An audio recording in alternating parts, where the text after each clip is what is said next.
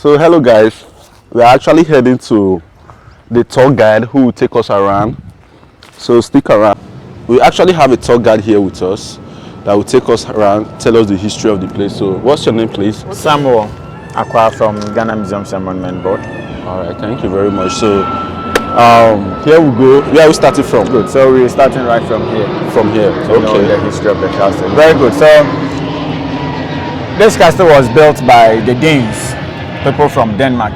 Okay. They built this structure in 1661 after they bought the land from Chief Okakwe of Osu.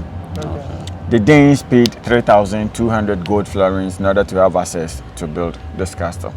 But they were not the first to be here. In 1652, it was the Swedes that built an earthen lodge over here. So when the Danes took over, they had to break down the earthen lodge, used stones to put up this new structure, and named it after King Christian IV of Denmark. Okay. So the name of the castle, Christiansborg, means Christian's stone. But because we are in Osu, we say Osu Castle. Okay. And the word Osu itself originates from the Igbo land in Nigeria. The word Osu, according to the Igbos, means an outcast. So these were outcasts that migrated from Nigeria, settled here long before they sold part of the land to the Danes to build the castle. Okay, interesting. The castle gardens we are looking at here was the ancestral home of the Osu people that settled here up until 1894, when the British bombarded their homes and converted it into this nice garden we have here. Back to the castle.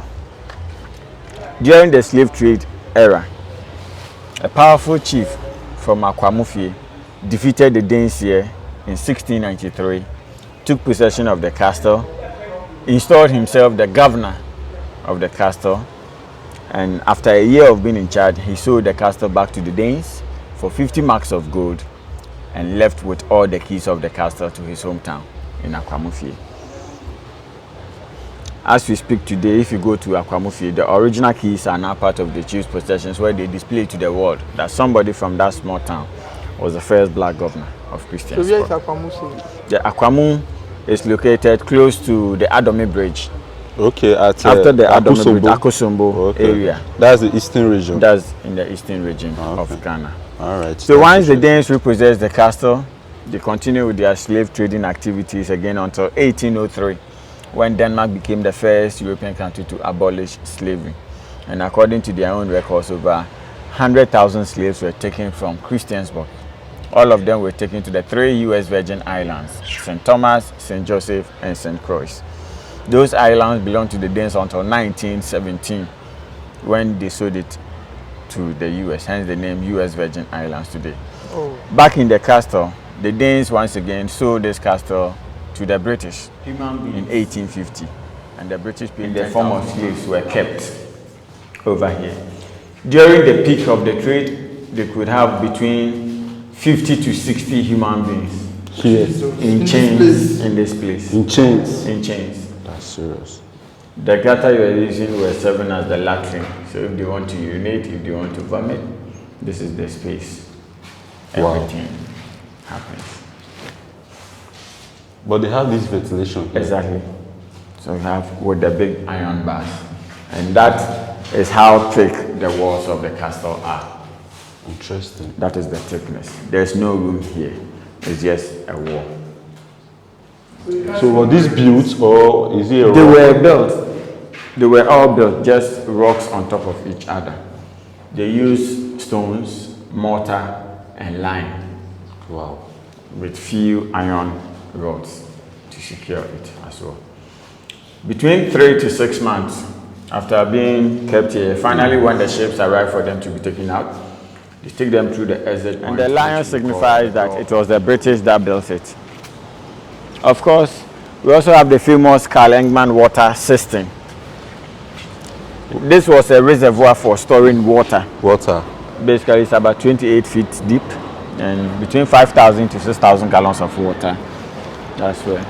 The name Engman, the governor picked one of the female slaves who happens to be from Osu, had children with, and as we speak today, we have so many descendants of Engman. And all of them, this is the legacy of their great-great-grandfather. So these water, they Fresh gather water, rainwater. from the sea. No, it is rainwater that they harvested. Oh, okay. Yeah.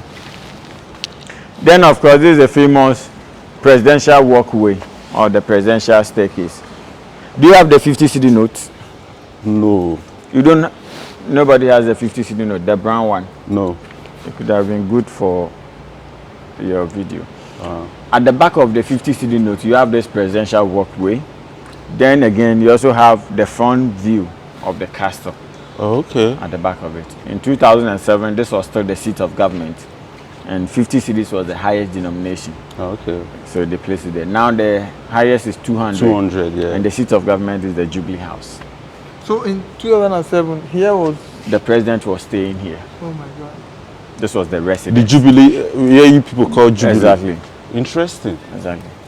And Then this place must be really nice then. yeah, it was very nice back in those days. Just about 5 years ago, when they left here, and you have it looking this way. Interesting. Obvious.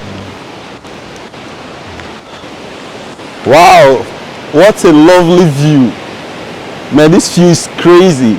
This view is amazing. You said? Yeah. Wow. Welcome to my hood. Interesting.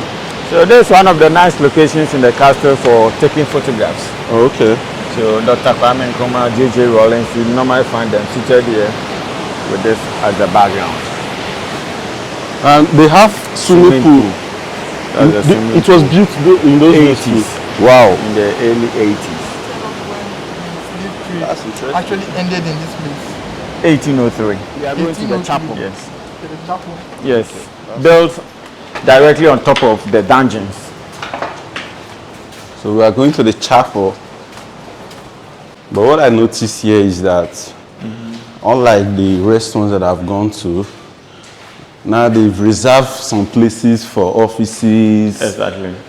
It means we are not getting the whole package of the place, the whole vibe of the place. So for here, once everybody moves out, it's going to be converted into a presidential museum of leadership and governance. That is the future of this place.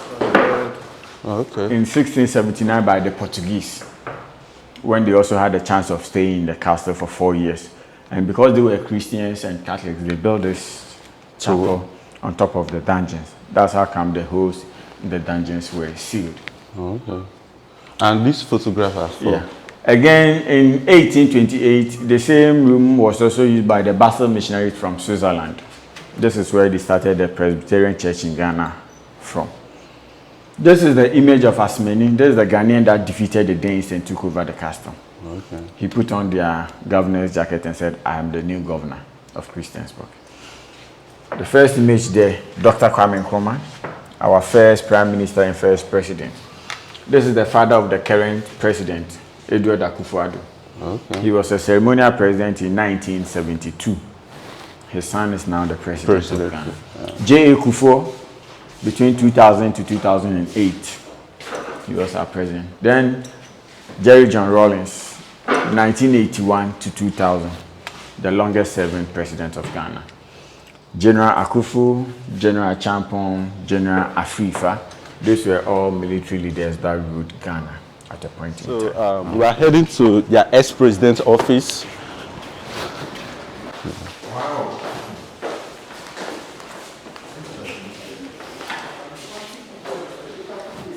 Those are people that came like us for the history. So this was their former president's office, their ex-president's office. What's the name again? Flight Lieutenant Jerry John Rawlings. Okay. That's the office that he used when he was our president for 19 years. 19 This years. is also called observation post, because right from here, you could see all the way from Independence Square, the main gate, whoever is coming in, whatever they were coming to do, he was in a position to see them before they even enter the castle. So this was the share that he was actually using. He happens to be the only president to use here, and the things that we have here as well. Wow. He was also a pilot. Yeah, he can actually see everywhere. Exactly. He was also a pilot. So in the middle of the garden, you have 5 spots there where the helicopter was always parked. If you feel threatened, he just runs down and flies out of here. And in one of those flights, the helicopter got broken down in a breeze. Okay, that was the first helicopter that Exactly. Queen Elizabeth gave the military Regime at the time. but God's point and they were unable to fix it. Exactly. After taking the gold, the treasure. All right, from here we are going to the door of no. That is pipe water. No, it's pipe water. Good. So this is the staircase that leads to the door of. Once you, in those days, once you get here, there's no going back. It means you've been sold forever. You understand? So, but thank God today, our people, our African American, African UKs are not coming back. So, Right through this door, you know I have the boat. Then the bigger ships, exactly. The bigger ships will be about 200 meters away. This is where they load all of them straight into the Virgin Islands. This, exactly. is there anything behind those Rocks. Oh no, it's just canoe for fishing. Okay. This used to be an aquarium. Aquarium. Okay. Yeah. So it was covered with glass. aquariums, right? It was just covered with glass. And This water, is it coming from the ocean? no, it's pipe water. Oh, okay. So you have fish inside. You have tilapia. You have tilapia and everything inside. So you see some of them, which happens to be the ancestral home of the Osu Alata community in Ghana. Historically, the word Osu from the Igbo land means an outcast.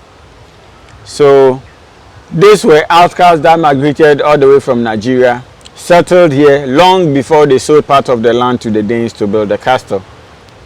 When the Danes were leaving, they sold the castle to the British.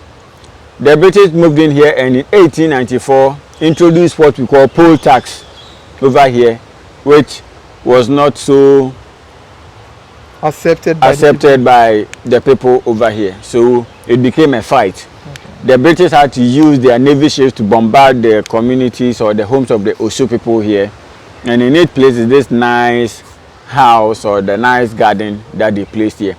And because this is the ancestral home of the Osu people, every year during celebration of their festival, Homowo, this is where the people pray to their ancestors. Wow. As a matter of fact, they have a shrine here where they pray to their gods every Tuesday. So they still come here even up every to- Tuesday. Every Tuesday. They come and pray to their gods. During the celebration of their festival as well, they come here and also pray to their gods for how far they've brought them. This is the story of the Osus in Christiansburg, Osu Castle. Thank you for watching. Thank you very much. We appreciate for your time.